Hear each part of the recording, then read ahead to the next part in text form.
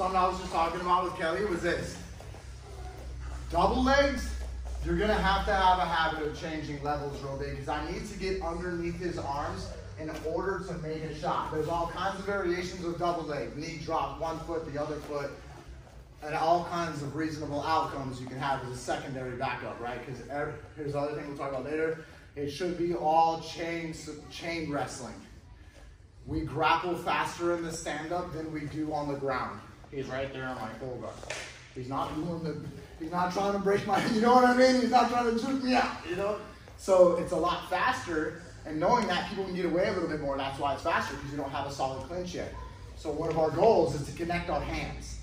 You'll hear that a lot, Nogi. Connect your hands, connect your hands. You hear that a lot from, right? Body lock passing, single legs, even around doubles, body locks themselves, all right? So they will equal half guard. We just got done doing half guard, bow and half sweep, like the half guard sweeps where your hands are body lock. Body lock is really good, right? So when I do the single leg though, you'll notice, Scarecrow for me, face the camera a little bit. You'll notice that I don't have to actually drop my weight too much, right? It's not like I'm dropping down to a single down here. There's nothing wrong with those, but it does give him more head push and Kimura and guillotine opportunities from a distance, okay, than if I was up in his business right here. This is a lot harder for him. Plus, all I have to do is go, right? Like, I'm here, I just go, right? I don't even have to spend much energy in terms of my single leg shot. So, while you enter, you can enter down here. Some of my guys were doing this. But I'm just saying, I like to be here, right up in his business. My head is trying to be in his chin, and I'm pushing him. When you guys are doing this right now, I'm like this, see? My shoulders didn't really change much. My hand spot, we went to underhooks, but like, I'm just here in terms of not dropping down. Because he wants that Kimura, right? He wants to break my posture in a lot of things. He wants me to break down. So I know this is a benefit because I'm tall and long armed, right? I can do this because I've got longer arms. But I find that when I teach shorter people or shorter arm people, they can reach just fine, all right? Second thing I want to correct is the single leg. So like when you guys are on this single leg right here, some of you are standing sideways and you're side shuffling into the push, okay? There's many different variations of generally holding a single, obviously on the outside, right in the middle, across the hip line, all the way across the hip line, right? And we have on the outside this way, let alone him being on his knees or the other knee. There's all kinds of variations, right? Or hands. So knowing that, it doesn't mean that it's bad to hold the leg out here in the different scenarios that we were talking about before. But while I'm here like this and I'm walking into him, I'm gonna wanna stay square on him and walk forward. This becomes easier. Body locks become easier, right? You stay all up in his business that way. Let's talk about right now, if this dude wanted to punch me, can you punch me? Okay, so sport jiu-jitsu has an aspect there. Come back. Let's say he punched me. You see, what's your scenario? We were talking about that earlier, right?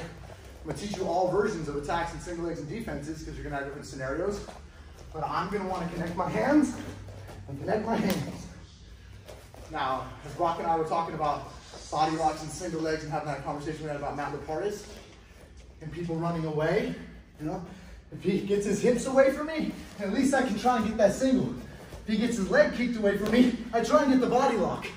Like you should still continuously try and get your hands. Don't let it just go like this. Always trying to connect your hands, all right? So, one more time, collar tie, single, I'm right here, all right? Now what I'm gonna do is I'm gonna take my hands, or sorry, my feet, and I'm gonna make two separate footprints like this, right? And I'm gonna go towards his ass, towards his back, open and drop. Open and drop. Then open and drop. And I stay like this, palm and leg. Now, the whole drop thing in your ankle serve, other one, is my chest pushing on his hip like this. Okay? When I'm doing that, with my chest. Look, that's what that drop is, right? Now you get that visually. Put that all together. It's called running the pipe. Now, let's talk knee placement and leg placement. I'm gonna go reach out and either extend my gable grip, and if I can't, my hands below his knee, right? Because he wants to circle his foot around me. See that? Circle your foot back and forth. See that? Okay, so back in. When I extend it, he can't do that anymore, and he gets dropped. You understand what I'm saying? Okay, so again, from here, right? I'm gonna do step backwards with the foot that's towards his back, making 2 sets of footprints over there, and swinging him and then dropping my chest. Watch. Open, swing, drop position. Don't fall on your face, don't fall on side control, don't fall on your knees. For you pros out there, notice I've landed with my elbow touching my knee, my hand already pressed inside. I'm ready to cut your X pass or switch pass. Again, from here, we get collar ties, single the other direction, huh? Thank you, sir. Yes, sir. Make sense? Spread out wide so you don't swing and hit each other's heads.